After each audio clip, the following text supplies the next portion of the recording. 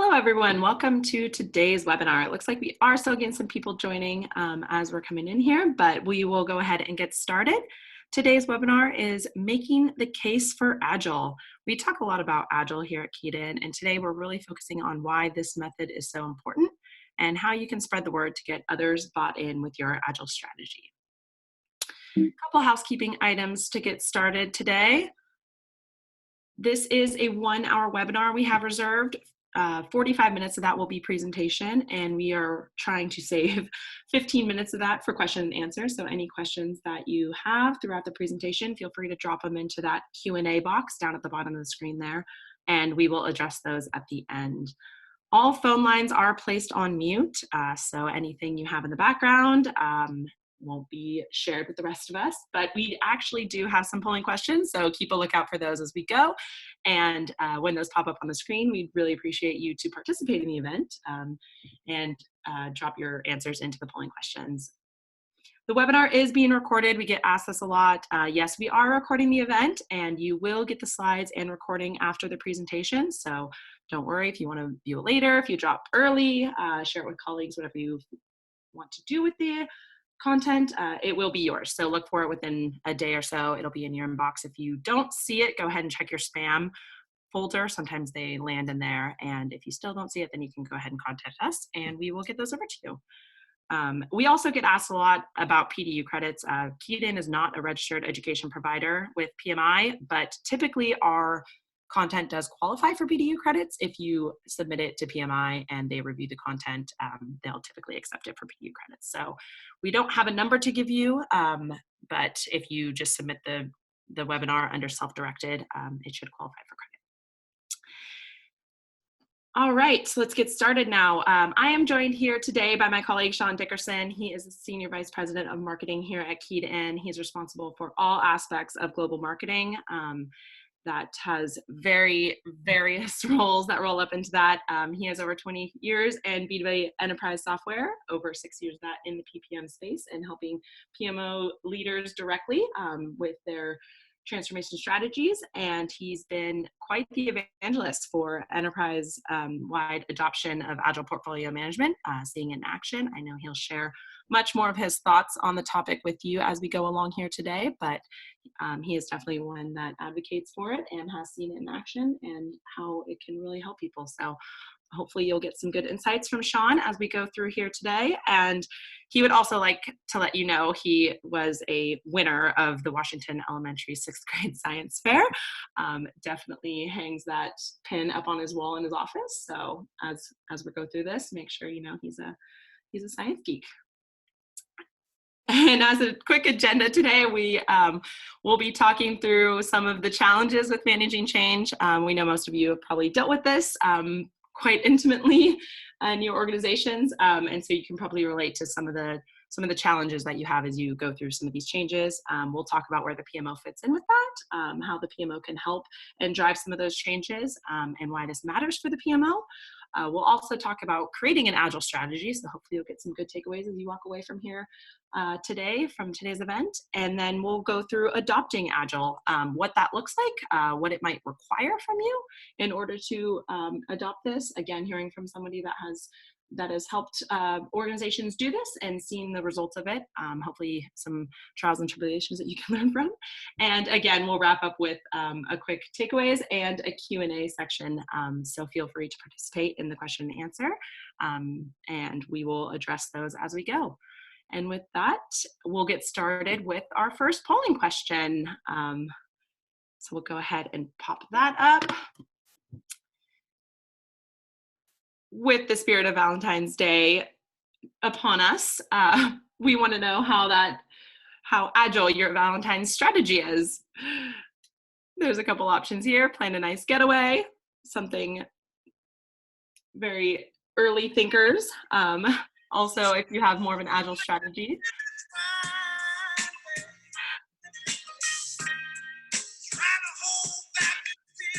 And for those of you that are just realizing it is Valentine's Day coming up,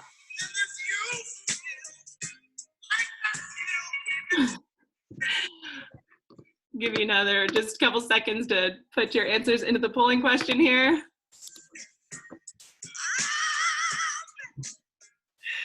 some tunes to get you ready for it. Lindsay, can I jump in here on some of these results? Of course. All right, fantastic. I'm actually a little bit disappointed. I was expecting a higher number of planner headers from a project and portfolio management webinar. But this really, I mean, these numbers are a little more in line with some of the developers we talked to, but that's okay. You've still got time to make it a special day. All right, so we can close out that poll. Thank you very much for that introduction, Lindsay. I wouldn't say that I peaked in 6th grade, but it was a pretty big deal. If I remember right, I made an electroscope, which is basically a piece of foil on the end of a paper clip that shows you if something has an electrical charge. Truth be told, I could never actually get it to work, but I think my folder and the presentation looked pretty compelling. All right, well, let's get into our topic today. And I want you to know that a major focus of today's webinar is really going to be on practical suggestions of how you can apply Agile at the portfolio level. So we're confident it's going to be worth your time. I love this little cartoon. You can see these two businessmen here. And one is saying to the other, I want you to find a bold and innovative way to do everything exactly the same way it's been done for 25 years. And boy, that seems like the mission that is often given to the PMO and to IT leadership. The organization wants innovation and transformation, but the way that we have managed the project portfolio in the past just really doesn't allow for that. In reality, this comes in a lot of different forms and flavors, but the fundamental problem that virtually every PMO we work with is trying to address is this concept of change. And more specifically, I might say the rate of change.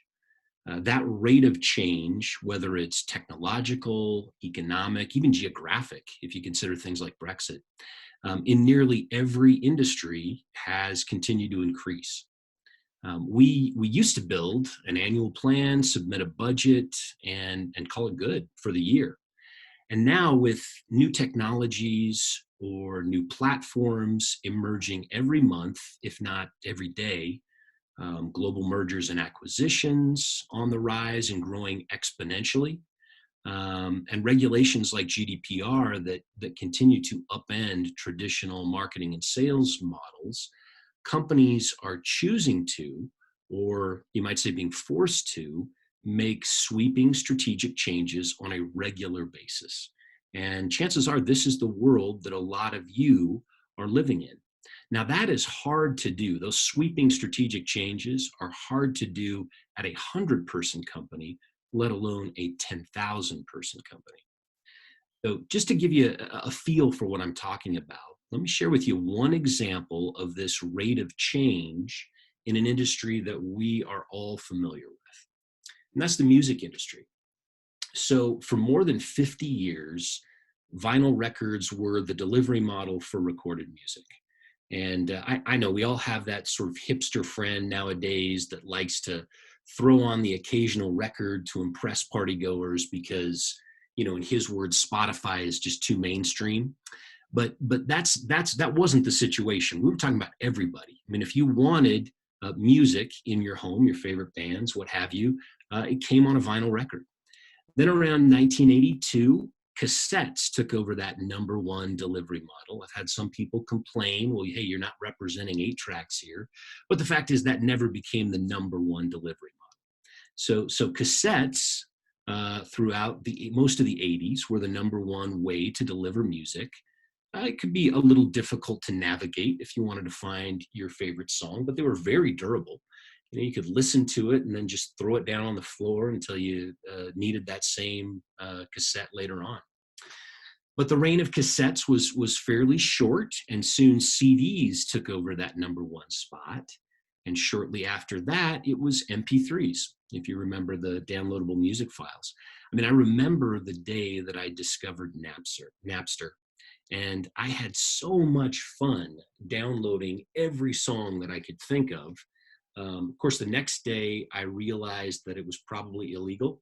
And so I stopped that. But soon enough, iTunes and other services came to the fore, and I was happy again. Today, it's streaming. And each one of these shifts means a massive change for the record labels and production companies. And probably within the next 12 to 24 months, we'll see traditional streaming replaced by something else, maybe a music OEM model. But this type of rapid change is affecting virtually every business. And you can see, whereas we had one delivery model for more than 50 years, in the course of a few decades, we've had 4 others. And that's the type of rate of change that we're talking about. The analysts call it digital transformation. But for most of you that are listening here, for PMO and IT leaders, it basically means doing projects that we've never done before based on requirements we can't completely define.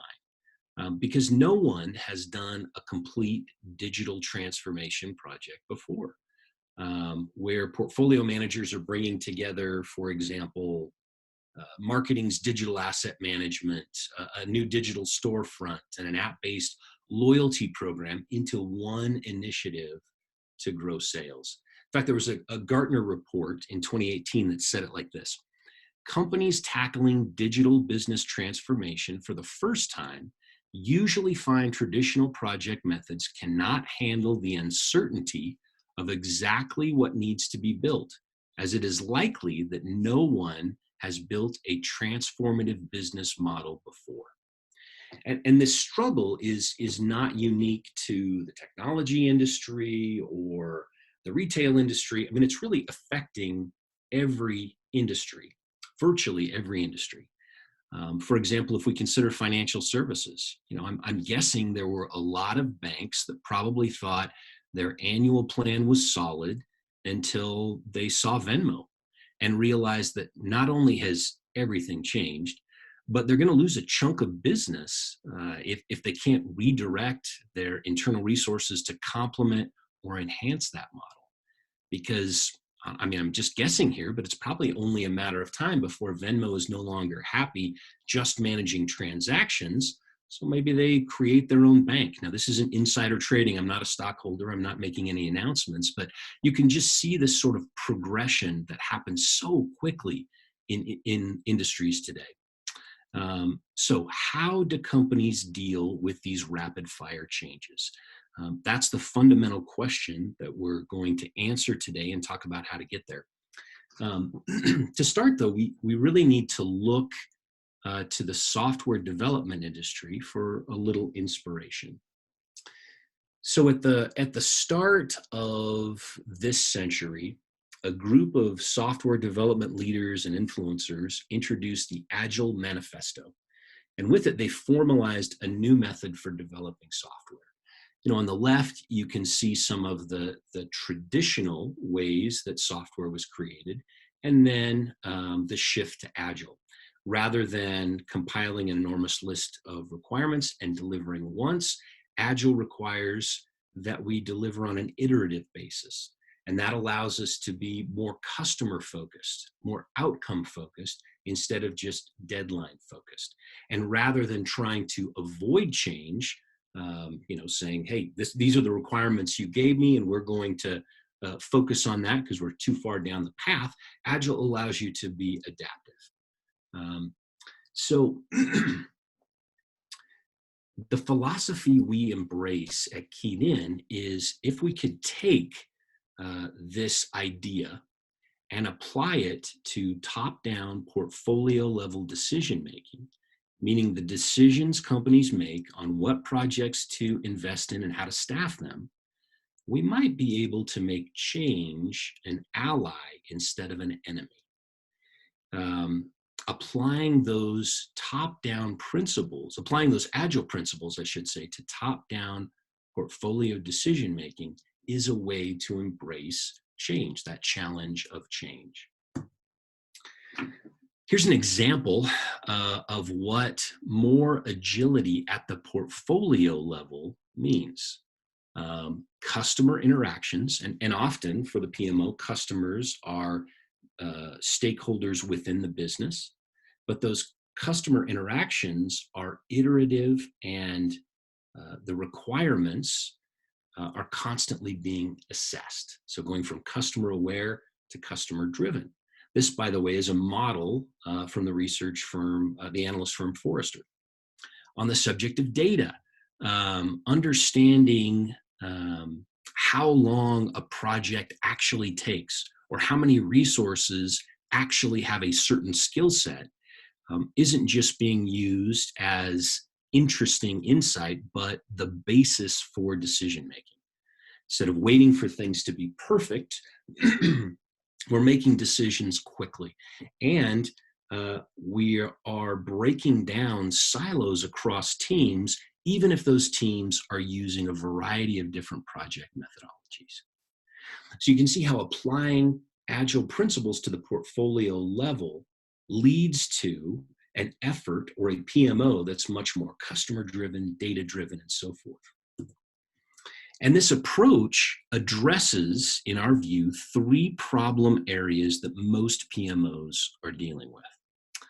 The first is the high cost of making the wrong investments. I'm sure we've all been in this situation before, where you place a certain bet based on, who's yelling the loudest, or who got their request in first, and it turns out to be the wrong one. To quote Gartner again, without effective portfolio management and capacity planning, Gartner says organizations tend to overestimate the amount of capacity available in their resource pool and overcommit resources for pending projects and programs. And doing so, it can actually extend the end date of, let's say, a 4-month project to as much as a year. So that's problem number 1 that this addresses. The second is the need to deliver faster. A lot of research and a lot of surveys have demonstrated that the number 1 driver for adopting Agile methods of portfolio management is this desire to deliver strategic projects, meaning the right projects, faster. And then finally is the idea of creating business value. Instead of simply managing company-wide projects based on start and end dates, we're looking at continuous business value. So in the past, technology investments or other company-wide projects could be made based solely on the technical merits or the functional requirements of a particular solution, with delivering a project on time and on budget being a measuring stick of benefit unto itself. Those days are gone. Today, the PMO IT leadership is required to deliver ongoing business value. So with that context of Agile portfolio management, let's open up our next poll question and get a sense of where our audience is at currently. What progress has your company made in adopting Agile at the portfolio level? Some of you might say, hey, we're already there, or we have a strategy and we're executing on it. Maybe you're in the process of simply devising a strategy of how to be more agile at the portfolio level. Some may say, hey, I'm here because it sounds like a good idea, but we haven't made much progress. And others might quote Gary Coleman and wonder, what is this we're all talking about? So take just another 10 seconds and then we'll reveal the results.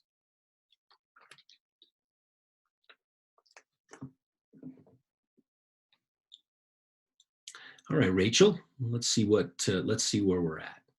Okay, and this is, I think, about what we expected. I haven't met, even among our customer base, there's only a handful of organizations that say, hey, we're doing this today. But I think it's encouraging to see that the vast majority of our audience here knows that there's value and they're working towards it. So let's shift our focus then to how we get there. And the place that I always like to start on this journey is what are the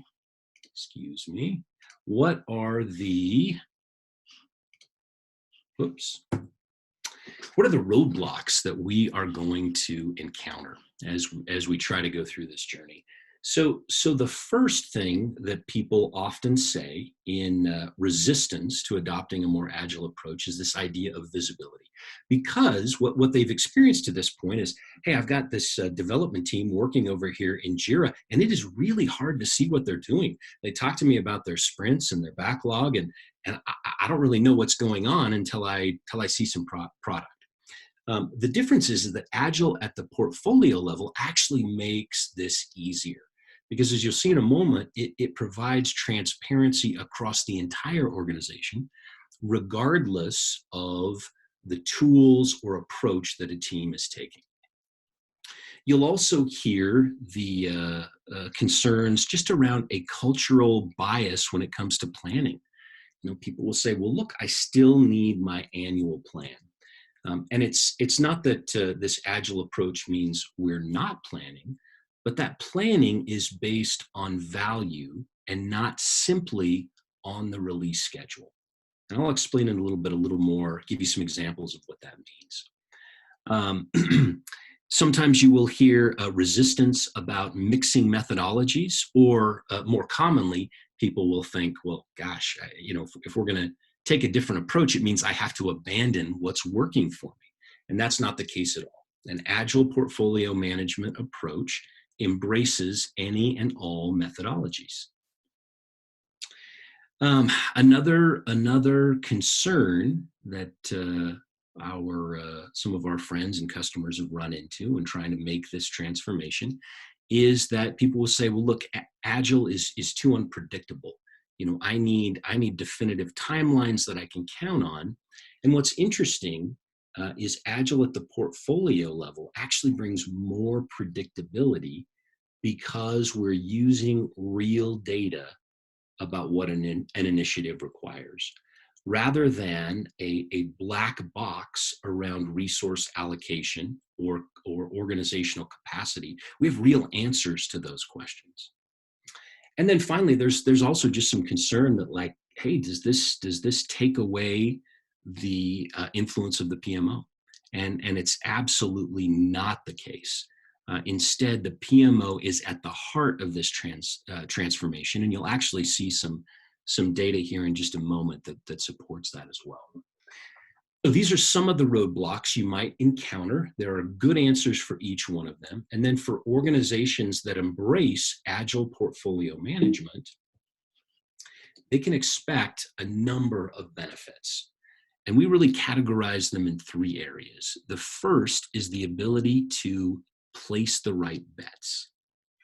And that, in a nutshell, means investing in the biggest, most valuable projects. So the ones that will drive the most business value for the organization, instead of who's yelling the loudest, who sent in their request most recently, or what the CIO's pet project is. So that's number one. You gain the ability to place the right bets. The second one, and this takes some terminology from the analyst firm Gartner, it's the idea to turn quickly. So rather than trying to control change, Agile portfolio management allows you to embrace it. It's kind of like the safest thing to do, hard as it may be, when a car accident is imminent, is simply to relax. Because rather than trying to control what's going to happen, you embrace it, you roll with the change, and you're better off for it. And the last benefit is this idea of delivering faster. And this has a lot to do with resources. When you have full visibility across your infrastructure team and your software development team and your project managers, you can ensure that you assign the right people and the right number of people, so the right skill sets and the right quantity, to the most valuable projects.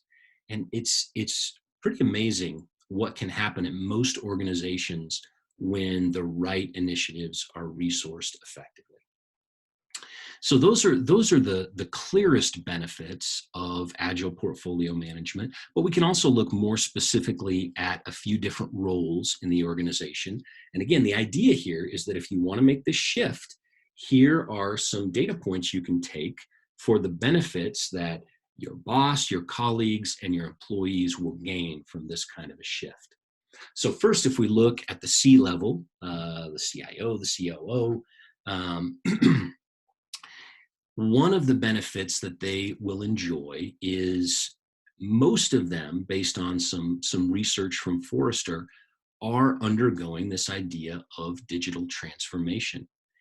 But most of them will tell you that understanding even just the basic status of that initiative, because it crosses so many projects and programs, is virtually impossible.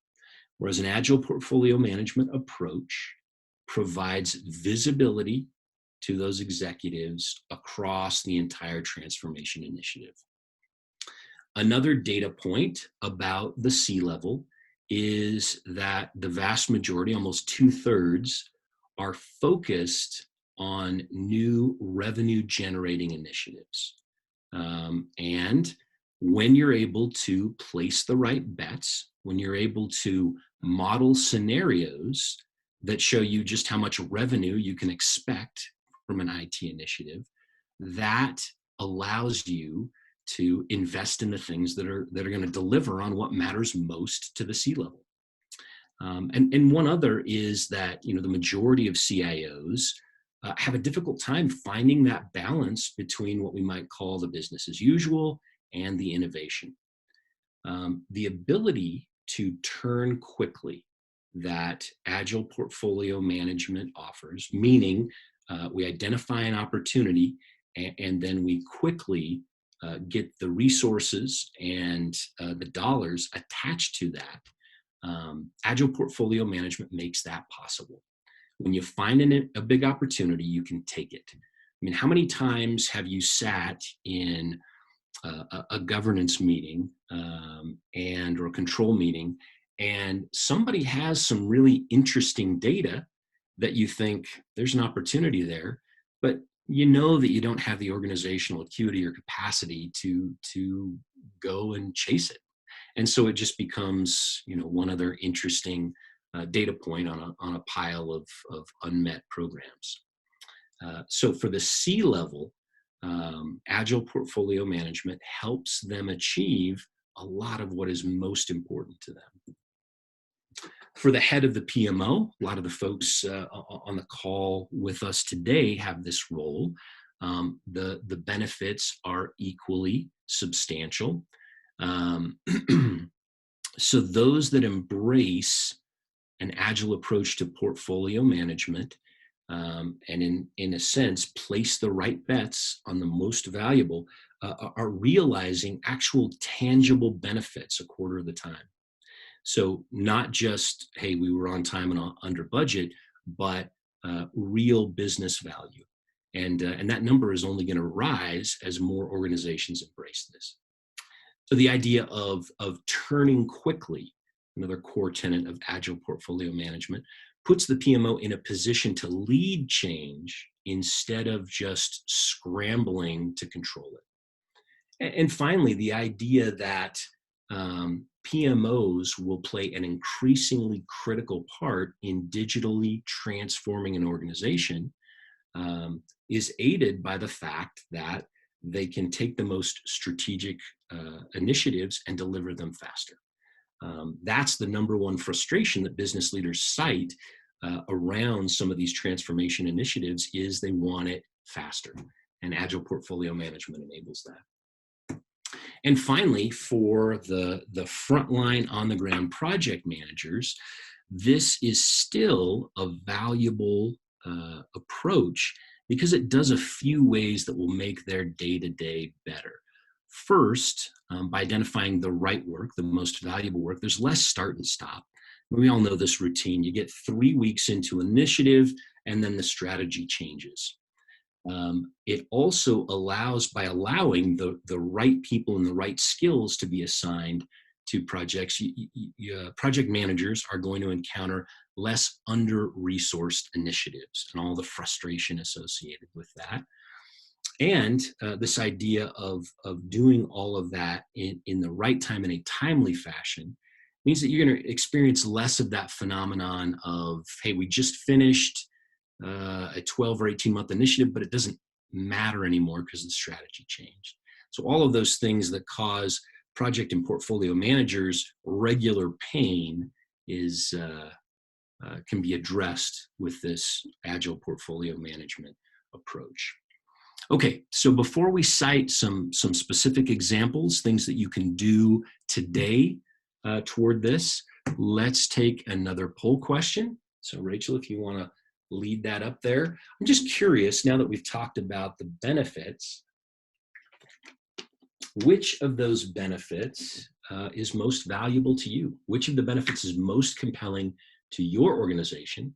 Placing the right bets, so understanding the most valuable initiatives, turning quickly to capture new opportunities or competitive challenges, or simply delivering faster, making sure that the right strategic initiatives get to market quicker, or you simply want it all and you want it now. So take just a moment and give you about 5 more seconds, and then we'll see what the poll results are. Okay, so placing the right bets, just 7% of our audience, turning quickly, 10%, delivering faster, 41%, and that's equaled by the people that want all of it. So clearly, the idea of getting things to market or to business stakeholders faster is top of mind for a lot of you out there. And it's again, a core principle of Agile Portfolio Management. And we'll explain the how here in just a moment. All right, so there are a lot of models that you can find. Some of them are tremendously confusing about how to embrace agility at the portfolio level.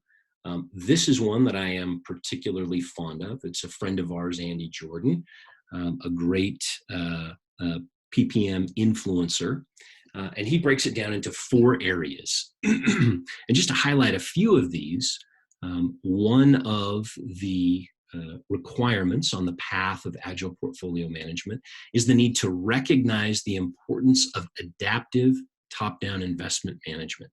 Meaning, just as an Agile project is able to adapt and change based on customer feedback, we need to be able to do the same thing with our top-down investments and resources. The second principle is to commit to top-down strategic adjustments. So not only recognizing the need there, but being willing as an organization to commit to that. He also suggests that we invest in the right support tools and infrastructure. We'll talk about that in a moment. And finally, that we're willing to adjust without hesitation. Not that we do it carelessly, but that we do it boldly when we see an opportunity. So that model has a lot of layers to it. Let me break it down into just 3 areas that we feel like you could take right now today and make some changes in your organization to embrace the benefits of Agile Portfolio Management. The first of those is transitioning from just projects to products. The second is centralizing your project portfolio management. And the third is this idea of continuous improvement. So here's what I mean. When it comes to switching from projects to products, at the most basic level, all we're saying is that you are starting to deliver against value drivers instead of just start and end dates and budget targets. It's not that you don't track those things anymore. It's that in your reporting and your status updates, you begin to focus on the business value that an initiative is delivering, rather than just those timeline milestones. Let me give you one example from the world of marketing.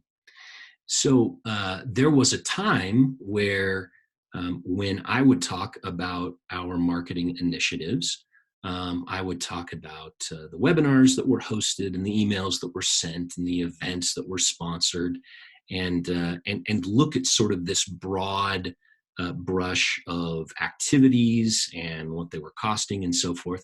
Now we still track that, But when it comes to meeting with my board of directors or with our executive team, I don't talk about any of that anymore. I simply talk about a product that we call the demand generation engine. And that product means that we simply focus on the sales opportunities and the marketing generated revenue contributed to the organization. So, you can see, rather than looking at the details of a plan, we focus simply on the value that our product, which is demand generation, contributes to the organization. And you can take that approach, obviously not just in marketing, but whether it's IT or sales or what have you, you can start to focus on the value and not just the start and end date. And as you can see on the slide, that's not only going to get you closer to your customer and stakeholder, because the nuances of what we do every day or what an IT professional does every day isn't necessarily all that interesting to a business stakeholder.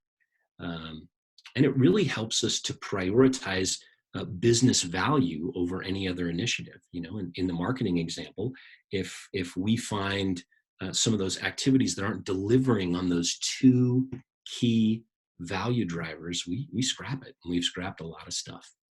So that's number one.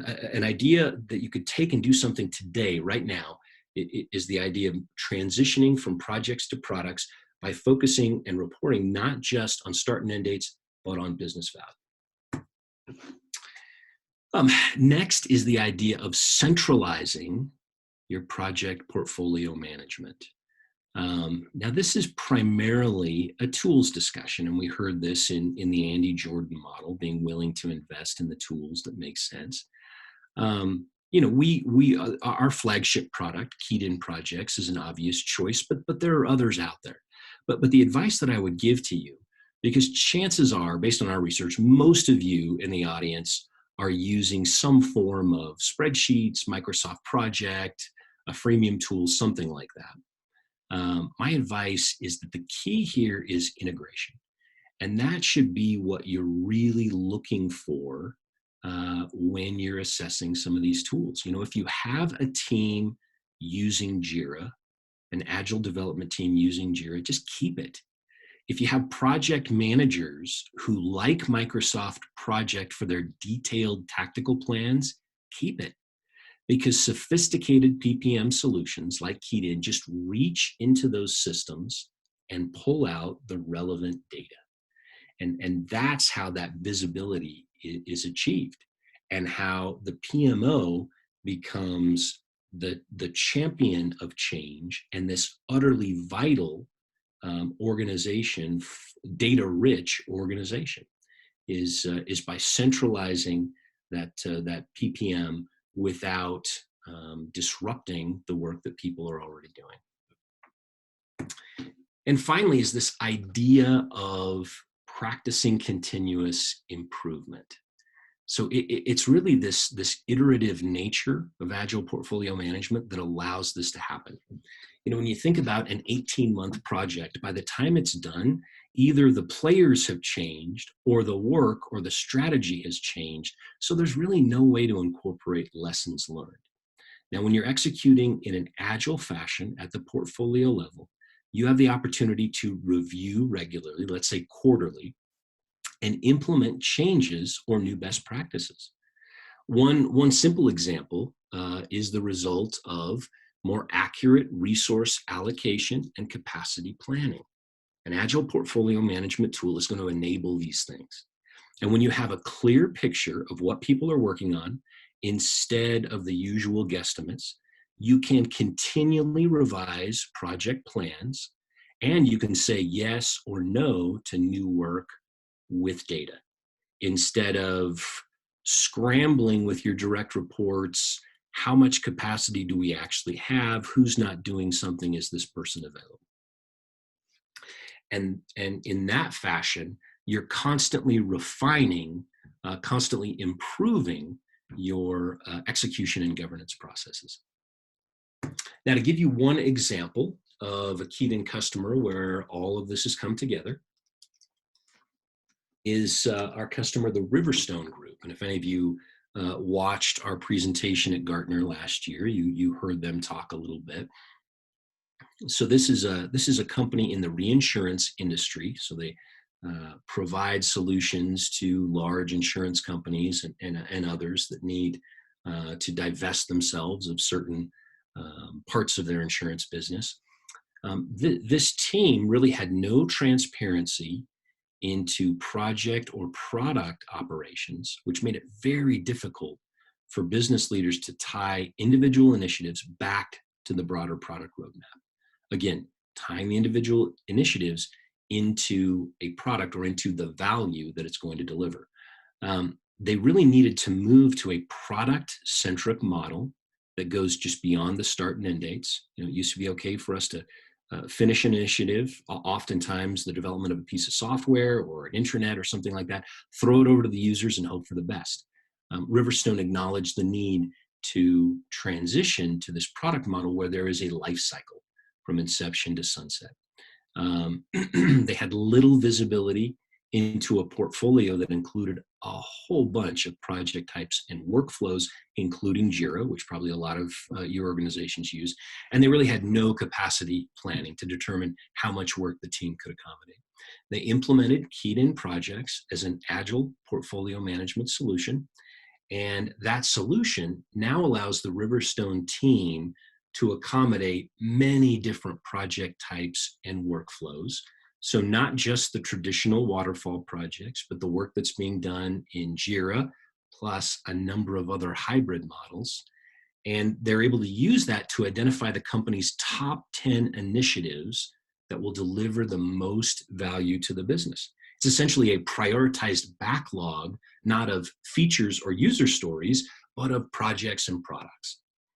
The company executives now have full transparency into product operations and the expected benefits of each initiative, and they can accurately understand resource capacity, which allows them to say yes or no and to give more accurate timelines on what an initiative will actually take. One other thing that they're doing, which I think is really interesting, is in the vein of continuous improvement. They have taken the data that they're gathering in KeyedIn through all of these various project or product workflows, and they've incorporated it into Microsoft BI. And that allows them to see, okay, for a given workflow, where are our requests or our products stalling? Where do we need to optimize that process? Where can we fill in some of the gaps? And with that, the company is seeing a tremendous boost in efficiency and predictability and eliminating a lot of operational bottlenecks. So great story from the Riverstone Group. All right, to summarize, Agile, and particularly at the portfolio level, is, in our view, the key to digital transformation, to the ability to leverage emerging technologies more quickly, to have greater confidence in your ability to deliver, to allow your organization to continually evolve, to make sure that you have alignment across the entire organization to the optimal investments. I mean, how many times have you experienced an executive team offering a mandate, but you know in your head that's not really making it to the end of the row? And also to consistently improve financial performance, not only by placing the right bets on the most valuable, in some cases revenue generating initiatives, but on eliminating operational inefficiency, I should say. As we begin to wrap up here, let me remind you a little bit about us. We've talked mostly about general principles that could be applied to an organization using a whole number of tools. If you're in a position where you are looking to make an investment in a PPM solution or an Agile Portfolio Management solution, we encourage you to consider KeyedIn. We have global customers from just about every industry you can imagine that have seen tremendous business value by embracing our approach. Not only reporting that's 50% faster, or forecasting that's tremendously more accurate, or a lot of cost savings around project management, but a host of other things. Not to mention the fact that we are a Gartner Peer Insights Customer Choice Award winner, meaning our users have rated us among the top vendors in the PPM industry. So along those lines, let's do our final poll question and just get a sense of folks that may be interested in learning a little more about KeyedIn. So just take a moment, and we won't necessarily talk about the results of this one, but if you're interested in seeing a demonstration of KeyedIn or talking to our experts a little more about your situation, then let us know. Let us know that you want to be signed up, or whether you're still thinking about it, or want to ghost us. Okay, we'll give it just a few more seconds.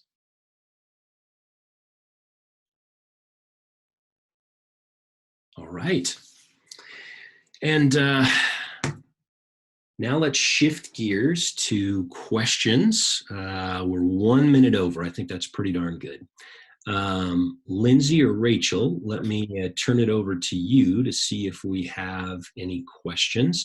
And while we're doing that, you can see this screen for our next webinar in March, again, talking about this concept of Agile Portfolio Management, and a little more specifically about how KeyedIn helps as the solution of choice. So I'll leave that on the screen while we move to questions. Lindsay? Perfect. Thank you, Sean. Yes, it looks like there was a question that came in from Chris. I believe this came in a little bit before we went through the how. So it looks like we addressed some of that. So I'm going to go ahead and mark that one answered, just asking about the how for some of this. And I know you covered that in depth. There's also a question that just came in. What is the true overlap of the two methodologies? What conflicts are clearly needed to be identified and resolved? So the overlap is really in the outcome, and the conflict that is typical when you're dealing with traditional waterfall and Agile is around resources and completion dates. When an Agile team is speaking in terms of sprints and backlogs, and a waterfall team is speaking in terms of milestones and deliverables, that can create a lot of confusion, especially when those methodologies are being used to support the same program or the same product, which is often the case. If you need to stand up some servers, you're going to use a waterfall project. If you're going to develop an app, you're going to use an Agile project. So what KeyedIn, for example, allows you to do is to look across both of those methodologies and a host of others and identify accurately resources and the availability and task completion dates so that you can get an accurate roll-up of an initiative across all of those different methodologies. Excellent. Along that same vein, so maybe a similar answer, Jacqueline was asking to hear your ideas about Agile hybrid waterfall, using waterfall upfront to get the projects approved and funded, and then move into sprints to deliver. So not just solely Agile projects and waterfall projects, but projects that are those hybrid model.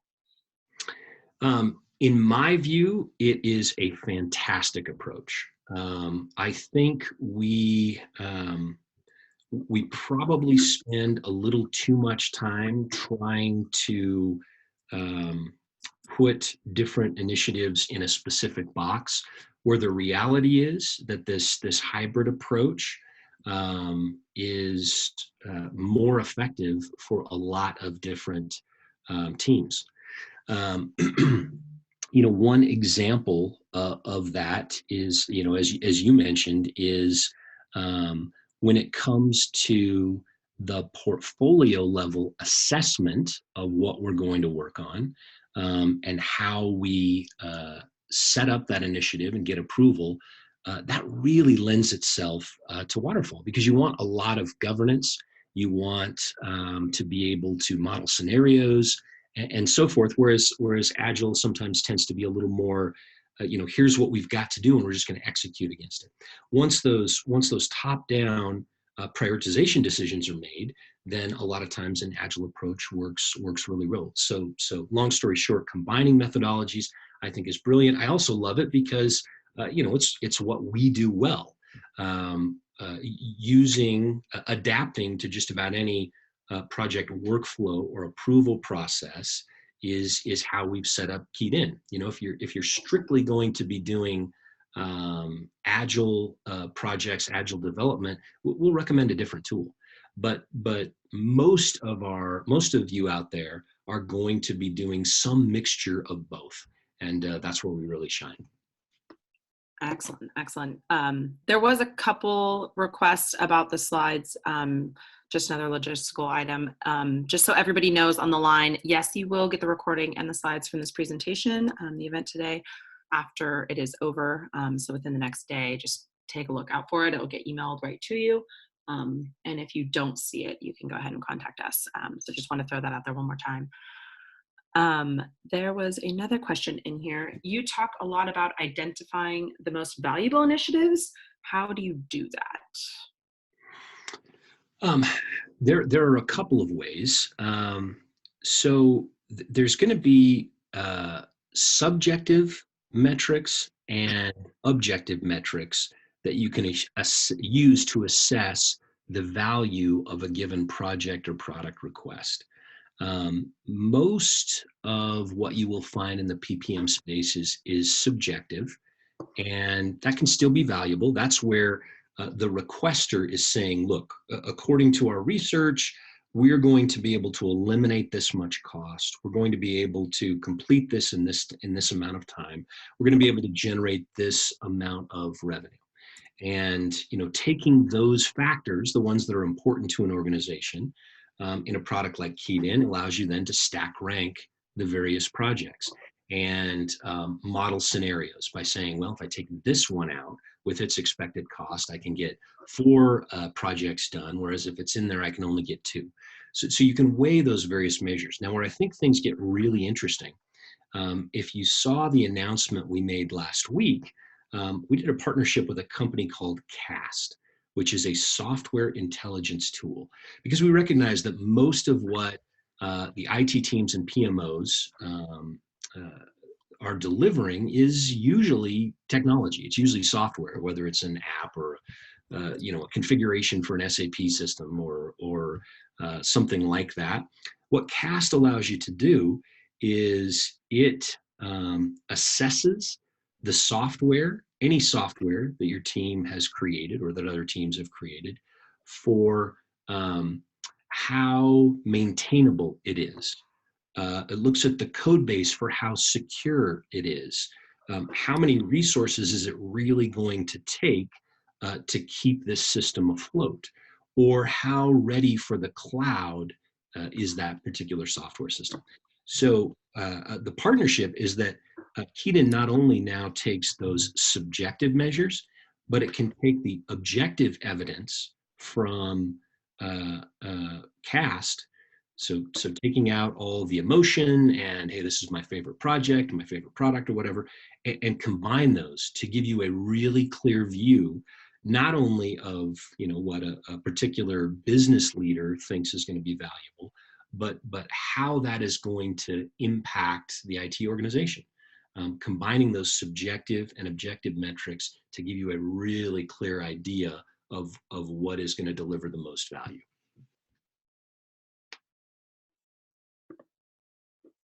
Excellent answer. Thank you, Sean. There's another question here. Is there a product development life cycle you would recommend for product execution? I mean, there's so many. It's sort of like our discussion of the Agile Portfolio Management model. There are so many different product development models out there that we really don't recommend a specific one. We've instead worked on KeyedIn to make sure it has the flexibility to accommodate whatever you choose. Now, having said that, we have, a litany of really established, experienced experts on our consulting team that work with companies on those types of questions all the time, that look at where you're at today, where you want to get to. So we certainly will make recommendations, but in terms of a general recommendation, our focus is just on accommodating whatever makes the most sense. Perfect. Another one that came in: as a PMO using traditional PM, what do you recommend in terms of training and learning to be able to fully understand and apply Agile? Great question. I really think that that the best approach is to start small and often start with the naysayers. You'll have this group of projects or products that you're working on in a traditional approach. And then you've got maybe something that is a little more experimental in nature. That is a great place to try an agile approach.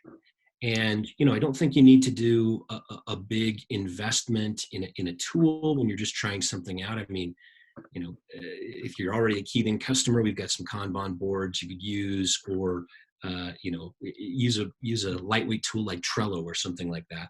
But when you have a project that's a little more experimental in nature, meaning you don't have a lot of data on how long it's going to take or the resources that are needed, that is a great candidate to explore an agile approach.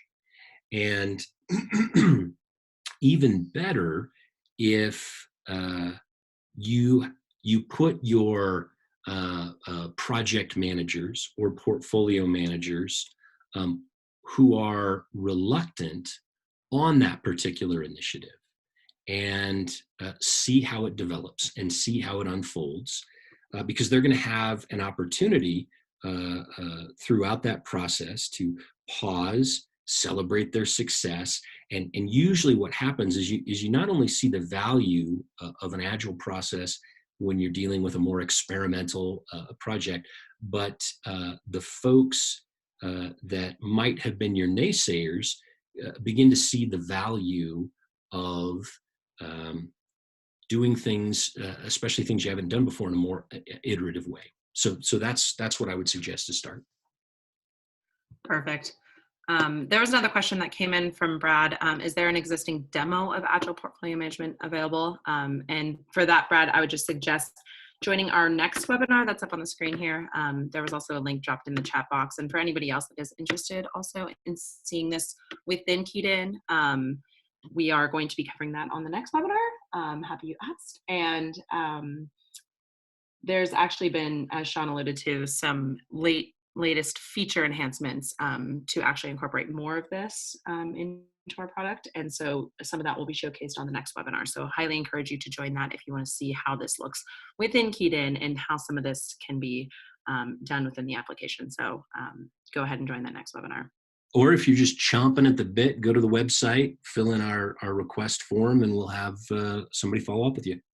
Yeah, definitely that too. We can get you a personalized demo if you want to see it in poke holes and ask questions about your unique use case. Absolutely. All right, looks like we have time for one more question. What kind of reporting do you recommend for product execution?